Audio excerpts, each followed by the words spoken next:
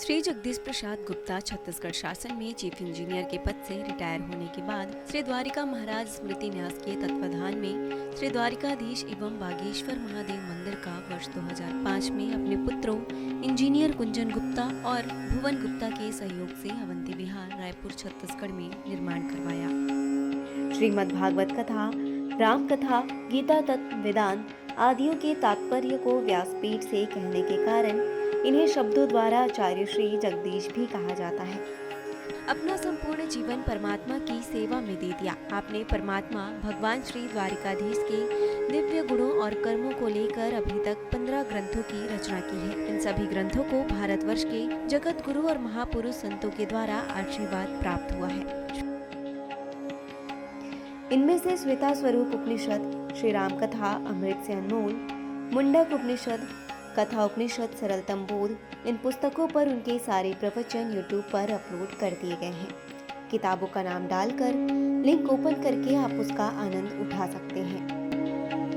उनके ग्रंथ श्रीमद् भागवत और वेदांत सार के तृतीय खंड के सप्तम विचार भक्त और भगवान का उद्बोधन सुन रहे हैं आप।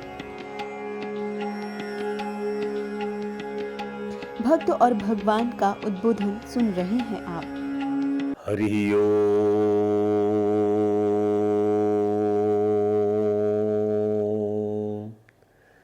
योगाय योगपतये योगेश्वराय गोविंदाय नमो नमः। विश्वाय विश्वपतये विश्वेश्वराय गोविंदाय नमो नमः। सर्वाय सर्वपतये सर्वसंभवाय गोविंदाय नमो नमः।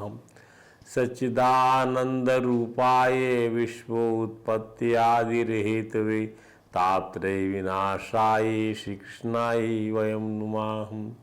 रामाय रामचंद्राय रामभद्राय वेदसे रघुनाथाय नाथाय सीताया पतये नमः। रामं रामानुजं भरतं भरतानुजं सीतां सुग्रीवं वायुसीनं प्रणमामि पुनः पुनः। हरे राम राम राम हरे हरे, हरे कृष्ण कृष्ण कृष्ण हरे हरे।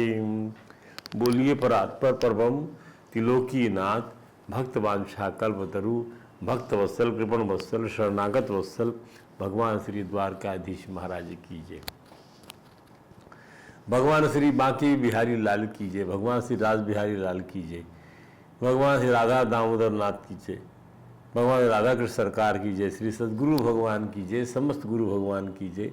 श्री चैतन्य महाप्रभु जी महाराज की जय। देवर्षि नारद जी महाराज की जय। भगवान श्री व्यास जी महाराज की जय। परमहंस भगवान श्री सुखदेव जी महाराज की जय। जय श्री राधे, जय जय श्री श्याम। आइए श्रीमद् भागवत वेदांत सार के खंड 3 जो हमारे ग्रंथ हैं उसमें हम रामचरित को सुन रहे हैं। भगवान राघवेंद्र को भरत जी ने अपने तमाम तर्कों से अयोध्या लौट जाने के लिए प्रार्थना किया, पर भगवान राम को जो है वे उनके आत्मज्ञान को पराभूत करने में सफल नहीं हो पाए। यहाँ तक हमने बात आपको कल कही थी। अब वशिष्ठ जी महाराज मोर्चा संभालते श्री राम को चित्रकूट से अयोध्या लौट आने के कुछ धर्म की सुंदर बातें कहते हैं कि क्यों राम जी को चित्रकूट से अयोध्या आ जाना चाहिए। भगवान वाल्मीकि ने लिखा है,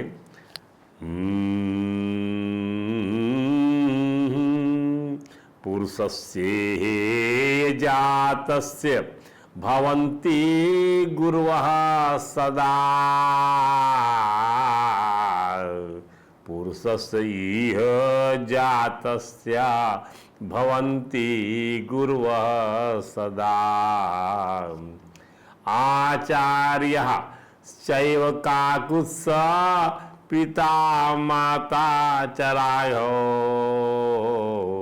हे काकुस्थ राघव, हे काकुस्थ कुलभूषण भगवान का वंश है। काकुस्थ वंश कहलाते भगवान। इस संसार में जन्म लेने वाले पुरुष के 3 गुरु होते हैं, 3 आचार्य होते हैं। कौन कौन होते हैं? आचार्य होता है, एक तो आचार्य होता है, एक गुरु, दूसरा पिता और माता। माता पिता इसलिए गुरु हैं रघुनंदन कि वह जन्म और संस्कार देते हैं। ये कौन समझा रहे हैं?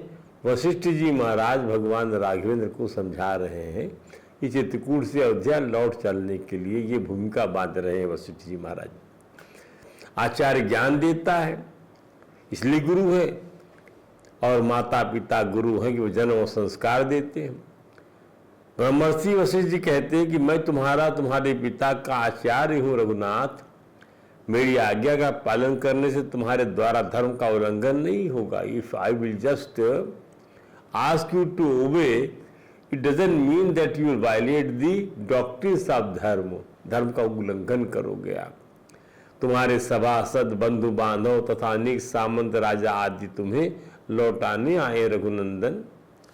इनके साथ धर्म का अनुकूल बर्ताव करने से तुम्हारे सन्मार्ग का उल्लंघन नहीं होगा। ब्रह्मर्षि वशिष्ठ कहते हैं कि हे राघव, अपनी धर्मपरायणा बूढ़ी माँ की बात तो कभी टालना ही नहीं चाहिए, क्योंकि माता गुरु होती है। इनकी आज्ञा मानने से तू श्रेष्ठ पुरुषों के आश्रयभूत धर्म का उल्लंघन करने वाले नहीं माने जाओगे। इनकी आज्ञा मानने से कोई भी नहीं कह सकेगा कि इनकी आज्ञा आपने मानी, धर्म का उल्लंघन हो गया। भारत के तो तुम आत्मस्वरूप हो और भव्य राज्य ग्रहण करने और अयोध्या लौटने के लिए प्रार्थना कर रहे हैं। उनकी बात मान लेने से भी तुम धर्म का उल्लंघन करने वाले नहीं माने जाओगे। धर्म का उल्लंघन करना ही यदि आपके चिंतन में है रघुनाथ, तो इन सब बातों को मानने से आप धर्म का के उल्लंघन कर्ता के रूप में नहीं जाने जाओगे। नोबडी विल से कि आपने धर्म का उल्लंघन किया है। हे रघुनंदन, यहाँ सभी लोग ये स्थापित कर रहे हैं आपसे बात करके कि श्री राम धर्म की मर्यादा की अपनी व्याख्या को महत्व देते हुए किसी की बात नहीं मानते हैं। आप अपनी व्याख्या को महत्व देते हैं रघुनंदन, और जितने लोग बोल रहे हैं क्या ये गलत बोल रहे हैं? किसी भी व्याख्या की बिना प्रति व्याख्या करते हैं आप। तो वे मुनिवशी से कहते हैं कि माता पिता के उपकार का बदला सहज ही नहीं चुकाया जा सकता मुनिवर, पर उसी पिता ने जो मुझे जो आज्ञा दी वह मिथ्या नहीं होगी। सहि राजा दशरथः पिता जनिता मम आज्ञापयन् माम यत तस्य न तन्मिथा भविष्यति। यह सुनकर भरत कुश की चटाई बिछाकर धरना देने बैठ गए। तब राम ने कहा, धरना क्षत्रियों को शोभा नहीं देता भरत। तब समस्त सभा के संज्ञान में भरत ने यह बात रख दिया। तब आए हुए सभी लोगों ने कहा, भरत जी के द्वारा राम जी से कहा जा रहा वो ठीक है, परंतु पिताजी ने जो वनवास की आज्ञा दी उसका पालन उससे भी ठीक है। अतः हम सभी लोग श्री राघव से उस आज्ञा पालन को मेड़ देने के लिए कहने में असमर्थ हैं। अब सभी लोग रघुनंदन के साथ में आ गए कि पिता की आज्ञा, पिता महाराज थे, ध्यान दीजिए, भगवान राघव के पिता केवल लौकिक पिता नहीं थे, चक्रवर्ती सम्राट थे। उनका वचन ही शासन हुआ करता था। वाल्मीकि जी ने लिखा है, एषोऽपि महाभाग पितुवचसि तिष्ठते यते नाशक्ता स्मो व्यावर्तितुम् अंजसा। इस पर श्री राम ने भरत को उठाया। तब भरत श्री राम और जल का स्पर्श कर सभी सभासदों मंत्रीगणों को सुनाते हुए कहा, न तो मैंने पिताजी से राज्य मांगा था और न ही माता से कभी इस बाबत कहा था। साथ ही एवं परम धर्मज्ञम नाम जानामि राघवम, परम धर्मज्ञ रामचंद्र जी के वनवास में मेरी भी कोई सम्मति नहीं है। यदि श्री रघुनाथ पिता की आज्ञा पालन करते हुए वन में रहने को अनिवार्य मानते हैं तो मैं इनके बदले 14 वर्षों तक वन में निवास करना चाहूँगा। इस पर धर्मज्ञ राघवेंद्र ने जो धर्मातीत परम ज्ञान की, परमात्म ज्ञान की निष्ठा है, श्री भरत समस्त सभासदों अयोध्या लौटाने की प्रार्थना लेकर आए हुए समस्त समाज को संबोधित करते हुए कहा। किसने कहा? राघवेंद्र ने कहा। सुनिए ध्यान से। विकृतम आहितम क्रीतम यद पित्रा जीवितामम, विकृतम आहितम क्रीतम यद पित्रा जीवितामम।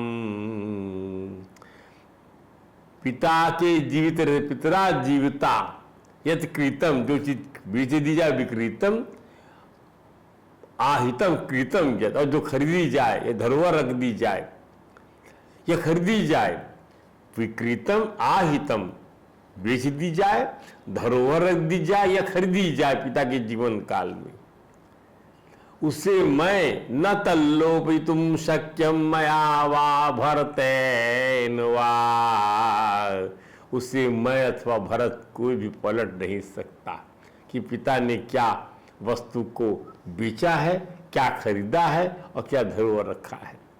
मुझे वनवास के लिए कोई प्रतिनिधि बनाना है। उपाधिर नमया कार्य वनवासे जुगुप्सिता, और प्रतिनिधि से काम लेना लोक में निंदा योग्य है। युक्तम मुक्तम च कैकेय्या पितरा में सुकृतम कृतम, कैकेयी जी ने उचित मांग ही प्रस्तुत की थी और मेरे पिताजी ने उसे देकर पुण्य कर्म ही किया है। आजकल लोग पिता के जीवन काल की सभी वस्तुओं की खरीदी बिक्री करते हैं। क्षणिक सुख के लिए भावनाओं की कीमत पर धर्म की व्याख्या बदलकर भौतिक लाभ ले लेते हैं। परंतु श्री राघव ने इन सभी कर्मों को निंदित बताते हुए कैकेयी के वरदानों को उचित ठहराया, जो रावण जैसी बुराई को समाप्त करने का दैव कार्य बना। ध्यान दीजिए, श्री राघव को अयोध्या लौटाने के लिए भरत जी, पूजनीय माताएं, सभासद, गुरुजन, सामंत आदि सभी की तरफ से स्नेह युक्त भावनात्मक, भौतिक, नैतिक और धर्म अधर्म से संबंधित जितने भी पक्ष रखे गए, उनका श्री रघुनाथ जी ने उत्तर देकर अपने धर्मज्ञ, सच्चे भावप्रवण, स्नेहिल, नीति निपुण और तीक्ष्ण बुद्धि युक्त चरित्र को देखा और रखा, और उन सब को रखने के लिए आत्मज्ञान की परानिष्ठा को स्थापित कर ज्ञान और वैराग्य युक्त परम भक्ति का संदेश दे दिया। श्री भरत का उन्होंने अभिनंदन किया और श्री भरत को अयोध्या लौट जाने के लिए कहा, आश्वस्त किया। भरत, 14 वर्षों की अवधि पूरी करके जब मैं वन से लौटूंगा तब अपने इन धर्मशील भाइयों के साथ भूमंडल का श्रेष्ठ राजा बनूंगा। और यह भी कहा कि हे भरत, मेरा कहना मानकर उस वर के पालन द्वारा, अर्थात जो पिताजी ने तुम्हें सौंपा है उसका पालन करो, अन्यथा न करते हुए पिता महाराज को असत्य के बंधन से मुक्त करो, उसको अन्यथा मत करो। अन्यथा कर दोगे तो असत्य के बंधन में फंस जाएंगी, असत्य के बंधन मत बांधो भरत। राघवेंद्र ये भी कहते क्या, सो तुम कराहु करावहु मोहु, तात तरनि कुल पालक हो। तुम वही करो, मुझसे भी वही कराओ और सूर्य कुल के रक्षक बनो भरत। साधक एक सकल सिद्धि देनी, एक ही साधना करनी हमें कि हम दोनों को श्री पिता श्री की आगे पालन करना। कीरति सुगति भूति मय बेनी, सो विचार सही संकट भारी, करहु प्रजा परिवार सुखारी। ये आज्ञा पालनी भरत हमें समस्त सिद्धियों का प्रदान करेगा, कीर्ति का पात्र बनाएगा और सदगति प्राप्त करने में सहायक होगा। यह साधना हमें सिद्धि, कीर्ति, सदगति की ऐश्वर्यमयी त्रिवेणी में अवगाहन कराएगी। भैया इसका विचार करो और बड़े से बड़ा संकट सहकर भी परिवार को सुखी करो। होई कुठाएं सुबंधु सुहाई, जब समय खराब होता है तो बंधु ही सहारा बनते हैं। ओढ़ी आई हाथ आसन के धाए, कोई जो है अपना ही हाथ सहारा बन के सामने आता है। जब कोई आक्रमण करता है तो बंधु भुजा होता है। समय खराब होने पर श्रेष्ठ भाई सहायक बनते। भैया वजह क्या, घात भी तो हाथ से रोके जाते हैं। सेवक कर पद नयन से, मुख सो साहिब होई। हे भाई, सेवक की स्थिति हाथ पर आंख जैसी होती है और स्वामी मुख हो सरीका होता है। तुलसी प्रीत की रीत सुन सुकब सराही होई। प्रेम की रीति को इसी प्रकार समझना चाहिए। तो गोस्वामी जी कहते हैं जैसे मुख में चोट लगते ही उसकी सेवा शुश्रूषा के लिए पैर दौड़ पड़ता है, आंखें यहाँ वहाँ दबा ढूंढती हैं, हाथ तत्काल मुख पर इसका लेपन करना चाहता है। इसी प्रकार सेवक को भी अपना सेवा धर्म निभाना चाहिए। श्री भरत को परम संतोष हो गया और उन्हें अपने स्वामी श्री रघुनाथ की सेवा का मर्म समझ में आ गया। वे प्रसन्न हो गए, उनका विषाद जाता रहा और उन्होंने रघुनाथ जी से विनती किया, अब कृपाल जस आयसु होई, करऊं शीस धरि सादर सोई। हे कृपालो, वही आज्ञा दीजिए से मैं सिर पर धरकर आदरपूर्वक पालन करूं। सुअवलंब देव मोहि देई, अवधि पारु पावऊं जय सोई। मुझे कोई अवलंब दे दीजिए जिसकी सेवा कर मैं आपके वियोग से अवधि का पार पा जाऊं। इन 14 वर्षों की आपकी प्रतीक्षा की अवधि को आपके उस अवलंब की सेवा करते हुए व्यतीत कर पाऊं। श्री भरत की इस विनम्रता और श्री रघुनाथ जी के इस प्रेम से मिथिला और अयोध्या का सारा समाज प्रेममग्न हो गया।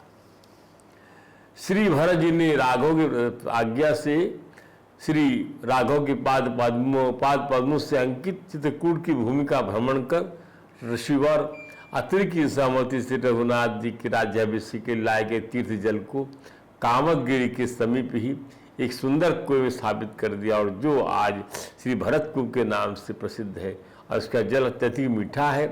गोस्वामी जी ने लिखा है, भरत कूब अब कहीं लोगा, अति पावन तीरथ जल जोगा, प्रेम सनेम निबज्जत प्राणी, वही है विमल करम मनवानी।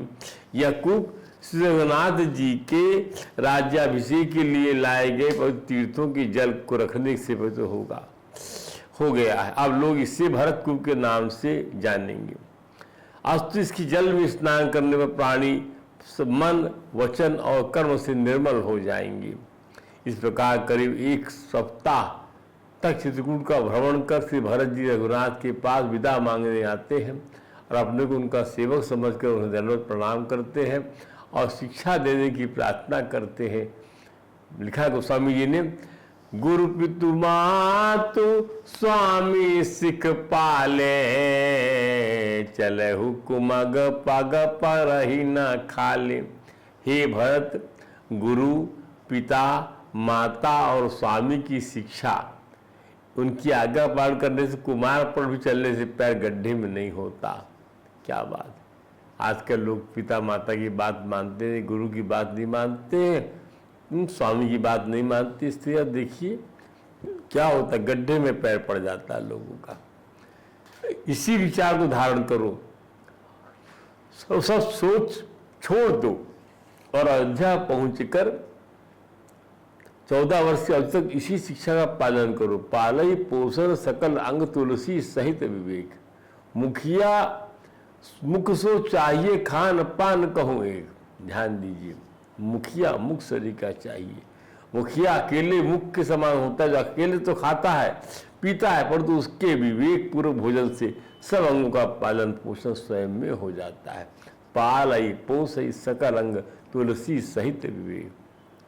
परंतु भरत जी को श्री राम जी किसी निशाने की बिना संतोष नहीं हो रहा था।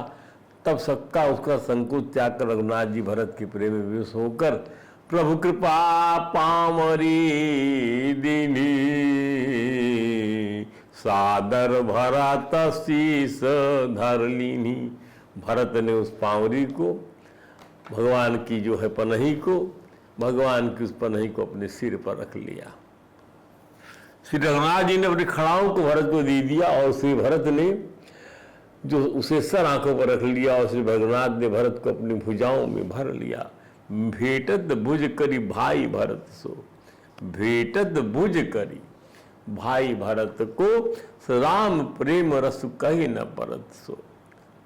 इस रस को कोई कह नहीं सकता। परस्पर मिलते हुए, प्रणाम करते हुए, भेंटते हुए, प्रेम में विभल होकर सभी समाज अयोध्या मिथिला को लौट चला।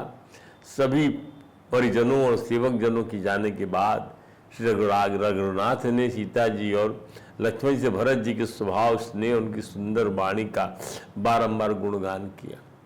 उस समय पक्षी, पशु और जलचर, चित्रकूट के सभी चेतन और जड़ जीव उदास हो गए।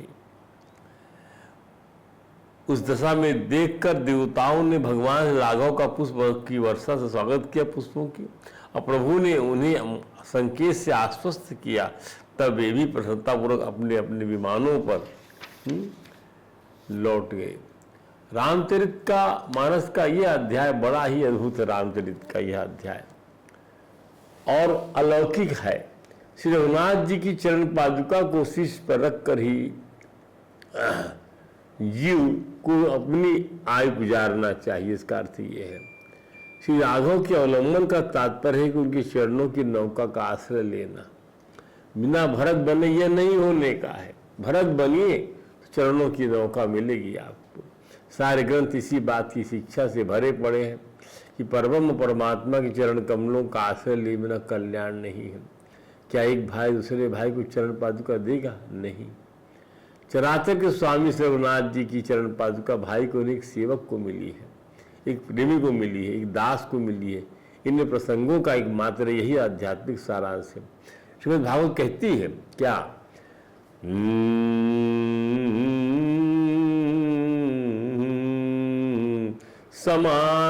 समाश्रिताये पद पल्लव पवम, समाश्रिताये पद पल्लव प्लवम, मत पदम पुण्ययशो मुरारे, भवाम्बुधिवत्स पदम परम पदम, पदम पदम यद विपदाम तेषाम।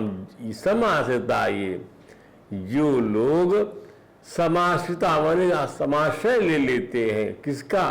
पाद पल्लव प्लवम, भगवान के चरण रूपी कमलों की नौका का सहारा ले लेते हैं, उनके उस महत् पद का सहारा ले लेते हैं। भगवान के पुण्य यशु मुरारे, मुरारी के पुण्य रूपी यश की महान नौका का सहारा लेते हैं, उनके चरणों की महान नौका, उनकी लीला के गुणगान का सहारा ले लेते हैं।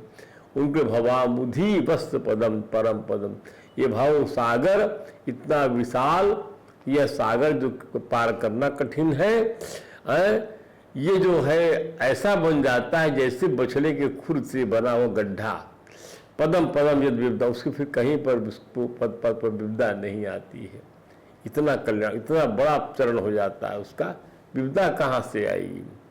इस प्रकार से कोई 10 वर्षों का समय दंडकारण्य में ऋषि मुनियों तपस्वियों के आश्रम व्यतीत किया रघुनाथ जी ने।